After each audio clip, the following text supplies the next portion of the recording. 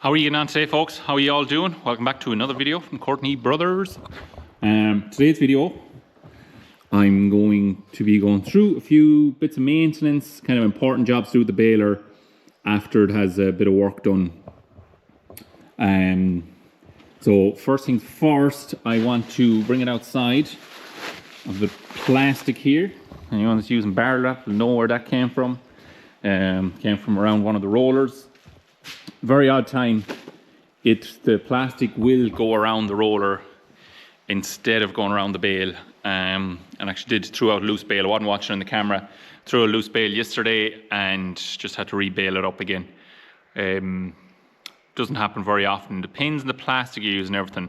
I'm at the moment using Siler wrap. That's Siler wrap that's in. I had 4 or 5 rolls left over from last year. I think I'm on the last roll of that. Got on very well with that. I'm kind of going between Siler wrap and Siler tight.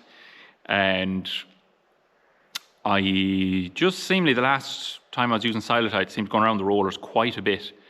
Might do like 1 in every 50 bales or something like that on average, I don't know.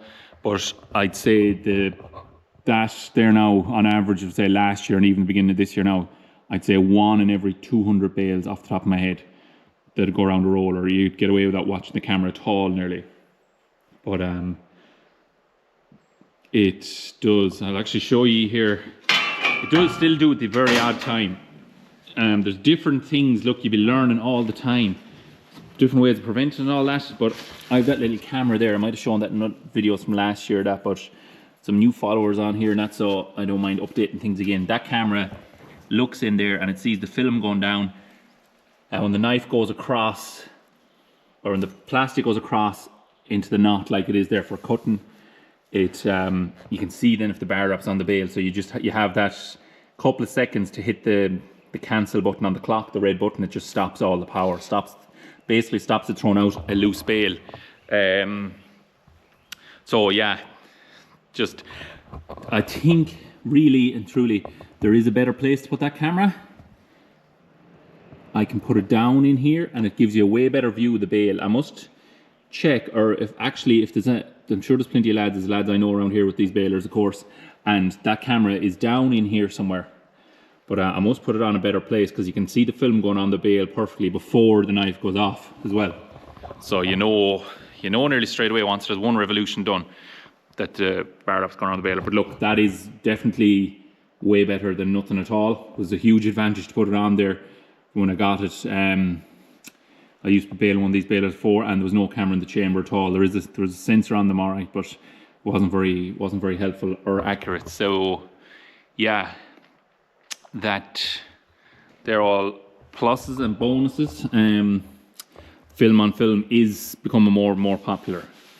There are still a good few lads using the net and happy with it. Depends on your system and all that, but it seems to be just catching on that bit more, the film on film. Lads do seem to like it. And while I'm up here, is there any maintenance for doing? Not hugely up here. You have 2 grease points here that a lot of baler operators might know of. You have to grease them yourself, and you think it's for that roller there. You'd be saying, why isn't it greased through the auto greaser? But it's actually for the door hinge, where the hinge swivels there. And there is a bit of wear on them hinges, but they're not bad. So you have 1 nipple there, that's it, there, and one the far side up on top. All you have is the ones on the top of the rams on the door. That's all that's up here, and there's no other grease points then. These rollers and all that, they're all dry, see the bearings. Also another trick, there's a nylon bush in there where the knife pivots on.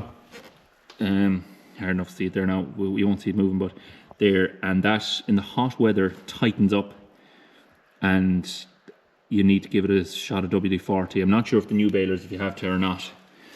And also you see here as well the teeth here on this little boy here for the net.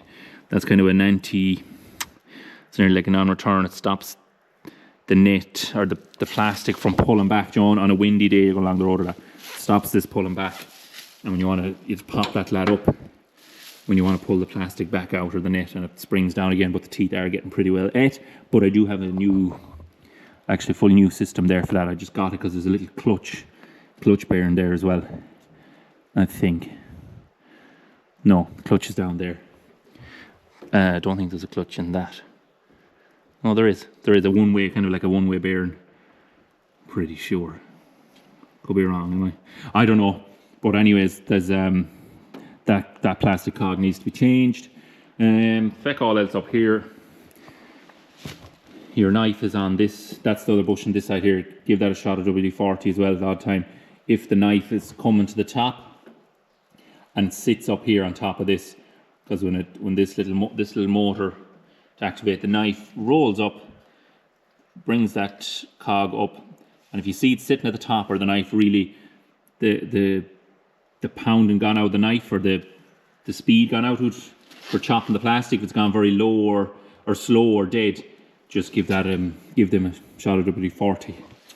And yeah, feck all else up here. Get down now again without falling, because the rollers, you have to be careful. Put your foot on the wrong one and you'll be gone. That here, I'm actually going to bring it outside now as well. So on that's the first job I'm going to do, and clean it all down and give it a blow off. See there, bits of grass hanging around and all that. They do catch quite a bit of grass and stuff. Now any baler will catch a bit, but the Fusion does seem to catch a good bit. But look, it's not a lot. If you're in the good habit of cleaning it down every day after a busy day, there's feck all on it. Or if you had an airline or a leaf blower, what I'm going to use. Now like that, if it gets wet, if you're baling in the wet, it's, well, you'll have to take a lot of it off by hand, unless you have serious air pressure. I don't have a big compressor for doing that really. I have a compressor in the shed, but it's no good. And plus, I don't want all that stuff, that old chaff and all that in around the shed. I want it up the field, out of the way, so I don't need to look at it again. So yeah, I'm going to pull it out and bring it up the field and blow it off. So I'm up here in my old bale dumping ground. Where yeah, there was a bit small bit of grass in the chamber from yesterday evening, so I've that thrown out. Ideally should throw that out really the evening before, but anyways, I did not. I'll just show you, never mind the beeping now. Oh yeah, that's the camera in the chamber shining in. That's the knife here, if you can see the teeth of the knife, and that line of daylight of the bale chamber open there. That's that. Just lets you see the net, right? So when you are cleaning out the bale or doing anything like that with it, hit that red button there. That kills all power going back. So should not do anything. But anyways, I'm gonna knock off the tractor. Barrett should knock off the tractor as well. Pull the handbrake, stop that beeping. Sheep are here for a now look. Turn this tap down. That cuts the oil going back to the back door. So the back door should not close down top yet, because you wouldn't want that. But yeah, it's pretty messy in around here. I was baling some wet stuff with it too in that there one day, and just gathers up, you see it going mouldy in that sort of mess. But anyway, to take care of that soon. We have a big pile of grass here, well, not too big, throw out of the way. So that's it. I'm going to pull this out and I'll show you the crack that I'm at then. Right, so clean away the baler actually isn't too bad. Thought it'd be worse. Couple of notorious spots for these balers holding dirt is in here where I was showing you, and on top of the toolbox you have a big flat spot here, like it's just building up slowly but surely off the chains, and just a plume of dust rising. It's going to gather up in these places. That's not terrible, like, and you know what? It's no harm to get in around here and clean it out by hand anyways every now and again, because you'll leave your hand in the chains, you'll know if they're tight or not. It could be bare and gone, something gone wrong, and you'll see it. Or if you're not sticking your head in here that time, you could have problems that arising and you mightn't see it until the day you're baling. Now, not saying this you're gonna spot every problem, but it's a major help. Another little grease point on these is here on the pickup reel. See that little nipple there? This is a new pickup reel that went on 2 years ago, I think now. And before, the grease nipple for it's just the main bearing on the center shaft and the pickup reel. Grease nipple, you have to you just go in there for it, and you have to line up the sprocket and everything to get the hole to get into it. But it's just a bit of a pain to do it, and usually they've been neglected. But they have the grease nipple up there, so when you're walking by the grease gun, it's easy to give it a couple of shots. So little improvements like that. I'm going to take the heavier stuff off now that the leaf blower won't blow off, because the leaf blower will get the rest. Have that old grass pulled out. And yeah, another notorious spot for these fusions for holding stuff, as you can see, is down here on top of the axle. Fairly builds up. You'd be actually surprised sometimes how it packs in it. Now probably some of you might be watching this saying, oh, you shouldn't let it build up that bad, you should do that every evening. In general I do, but kind of when we're where the baling is now at the moment, we're coming and going, and actually some nice hay down there, but kind of coming and going, doing bits now and again, and it's kind of out of routine, so sometimes you just end up backing it in the shed because it's not that bad. But like that, you could have that sort of a build up after a busy day's baling anyways. So I'm going to keep going there. This other side isn't too bad. That's kind of nearly all leaf blower stuff. I've covers left off the baler here as well. You might be saying, oh, why there's covers missing, but for the simple reason, just for cleaning out. There's a cover for here, but all you used to do is just pack in there. Didn't really find much of an advantage, so I just took them off, let them off. Now the only thing is it throws a bit of oil, chain oil out here on the steps, could make them a bit slippy, but I don't think it's really a problem, to be honest. And there it is, and you haven't seen the insides and the workings of a fusion, but yeah, sticky on time lapse. Blow this down, and I'm going to back it in the shed and throw in a set of knives in it.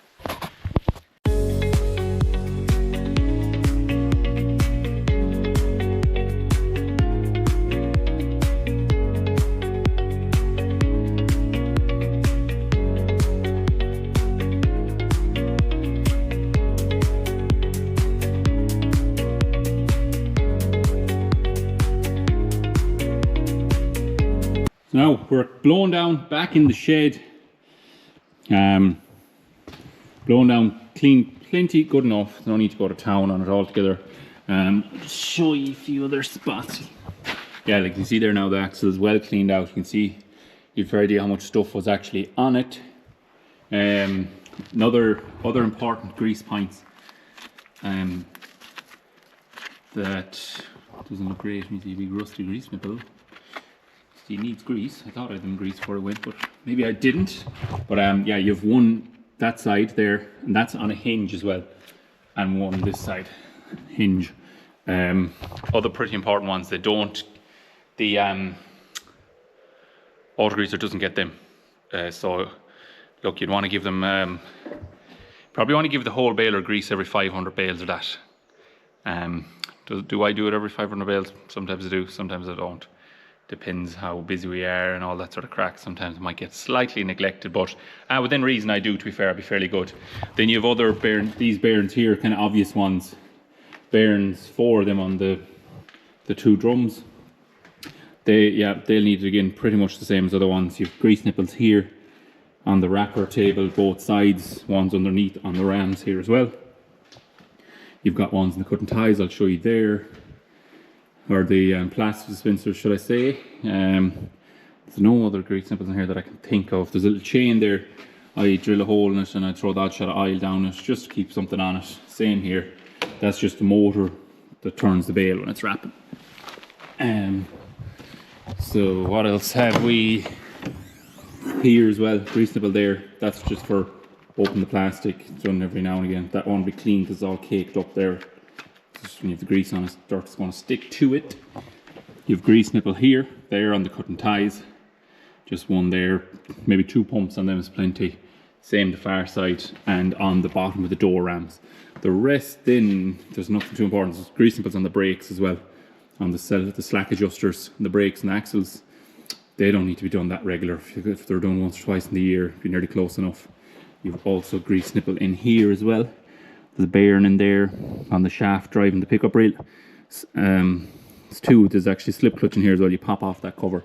Slip clutch in there, give it the odd pump. 1 or 2 pumps is loads. You don't need to be putting too much on, that sort of stuff. Or it's not working that hard. Anyways, next job we're going to put in our new knives. Trolley here, a few tools there. And I lay them out before I go in because I like to just go in, pop in the knives. And here we have nice shiny new knives. You don't want to let them fall on your toes now or anything like that because they are pretty sharp. And if you're carrying 12 of them together, they're heavy. So yeah, treat to a new set of knives. I bought 2 sets of knives 3 years ago, I'm guessing now. So they're getting worn out. They're not very bad. They most certainly, I'm going to sharpen them again and have them as spares. Just pop out this wheel here, and before you go in, pop out the wheel, just give you a bit of space. There's a little lever here. This is your lock on the knife. Oh, it's very free, which is very unusual. This is the first time now I've done the knives because I had a fresh set put in it, sharpened set put in it, maybe the last couple of 100 bales in the last year. So saved me doing it before we went out. Dim bits, light, hammer, vice grips, and in we go. Now we're in the belly of the baler. So gather up this stuff, just push it out the front, out of the way. All that old grass. I should have dropped the floor down out of the way when I was cleaning, blowing it off outside. Save me doing this now, but it's only a small bit. Push that out there, go into the next bale. So yeah, knives are unlocked, and in theory now, before you come in here as well, you drop down the floor, then you put up your knives, do that on the clock, open your back door fully, because otherwise you cannot get in here. Don't forget to turn your tap out in the drawbar that I showed you earlier, and these knives should just pop out, like so. I have the hammer and the vice grips just in case there's any of them stuck, but they're nice and free because they have, if I went at this now before, if they were left in it all winter and done it before I went out, it would be a nuisance. Apologies about the knives, I'll try to be a bit more considerate. So take them out nicely.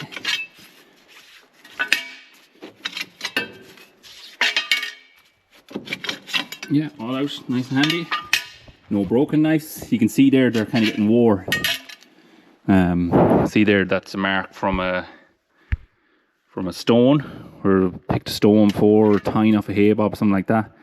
They're not completely clapped out, but I'll just compare it to a new one.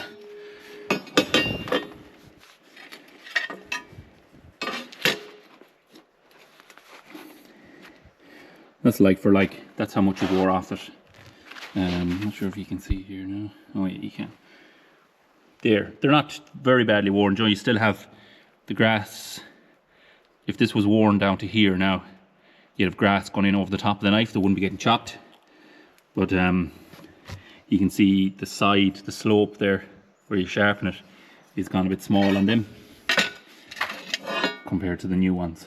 But look, it's like anything, the new ones will do it better, but I will get them sharpened. I was also thinking about buying a knife sharpener, so if I need any good recommendations for a knife sharpener for them sort of knives, drop a link in the comment or just write in the comments or something like that.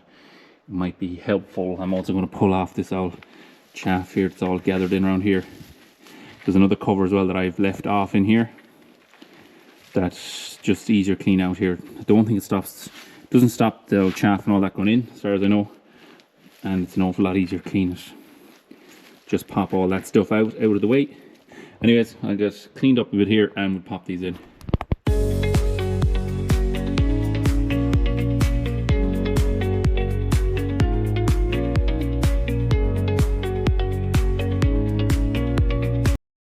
So now you've seen very short little time lapse. I should have nearly just left it on.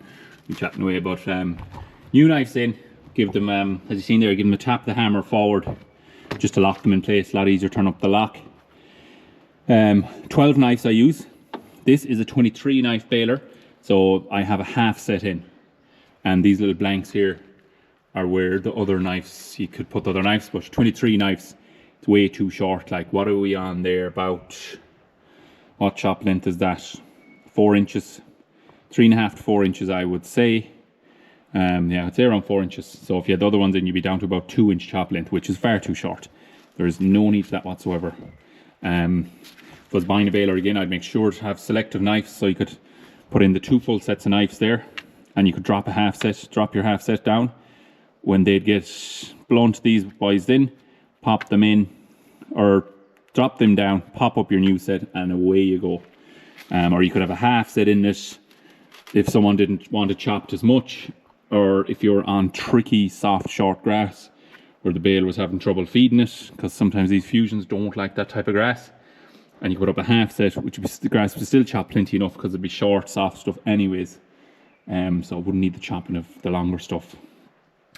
You could do that, just to ease your bale and probably make a nicer bale with it as well, to be honest.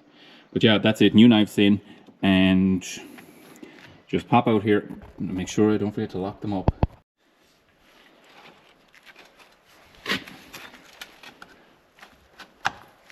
So pop that lever up again, locks into a little notch there, stays there.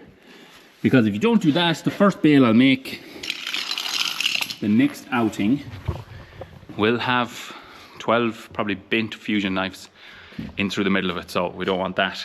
So yeah, that's it. It is one clammy, humid all day, you're out of breath. So anyways, why do we put in new knives? Why do we change them? Because the inevitable, the obvious, to chop the grass better. And also, another big reason is takes the pressure off the baler, off the tractor, feeds the grass better, and yeah, just everything runs that bit smoother, especially when you're baling after the rake and that, or if you're baling rougher stuff or drier stuff. Really baling anything, depending on the type of grass. Sharp knives makes a huge difference. So I'll stack them up there. As I said, I will be using them again. I'll get them sharpened. I have another set very similar to them. I'll get them sharpened up. And how often do we sharpen them? About every 1,000 bales. About 800 to 1,000 bales. We'd whip them out, get them sharpened. Now the new set, I'll probably get 2,000 bales out of them before I touch them again. And I have another new 24 set of knives, whether I put them in or I'll probably sharpen them once and reuse them and keep my other new set again. Also, you might break a knife with a stone or that, or tying off a tether, or a hay bob is another famous one. So it is. But yeah, look, sometimes you could go in the space of a week, you could break 3 or 4 knives, and you could go make 5,000 bales again, and you mightn't break a knife. Just depends on the conditions, depending on everything. But yeah, that's kind of it anyways. Got the knives off McHale's.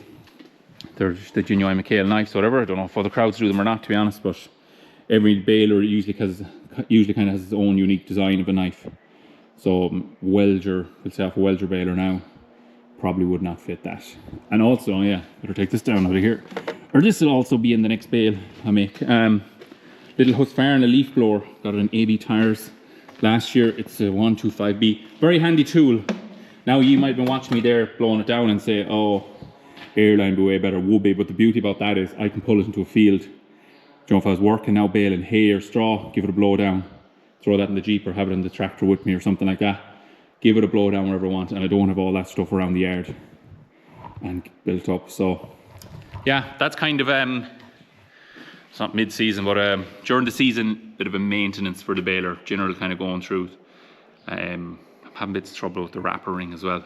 Since I got this baler, it kind of wanders. If I have one roll of plastic on, heavier than another, if I'm changing it, the ring kind of rotates slowly. It is not the brake down there. That's the brake caliper down there. That has been checked a couple of times and new pads put in and freed out and all that. It's not that. Don't know, it was like a leak off in the valve block, or there was a non-return valve that was changed as well. But anyways, it's not major when I'm used to it myself, but if there's someone else on it, it can be a bit of a nuisance. I also have an oil leak down here. I noticed the last day, might be too obvious, I thought it was the seal in that ram, which quite possibly is. So it's the seal or the pipe above it, but what I'm going to do is And I'm pretty sure it's sealed, so I'm just going to get a seal kit for it. And when I go opening it, going at it then, I can just fix it all in the one go. Besides going stripping it now. It's working away fine. It was actually leaking into last year's. I just forgot about it. But anyways, that is it. Another little camera up there as well. Should be able to see it. Very handy. That light is broke. I have an LED light there I must put on. Jobs like that. Little small jobs I'll be doing as I go. Need a few tines actually, because I ran out of tines when Aidan was doing the tines in it. I only had 7 or 8 tines. Probably needs something similar again. It's all the one side for some reason. Standing from the back of the baler, the left hand side seems to be hard on tines. I have the wheels set the same. Don't ask me. That's where it seems to be blocking as well, that side. Don't know why. But anyways, yeah, that's it. That's me rambling on for long enough. Anyways, I hope you enjoyed today's video, and don't forget to like and subscribe, and we will catch you on the next one.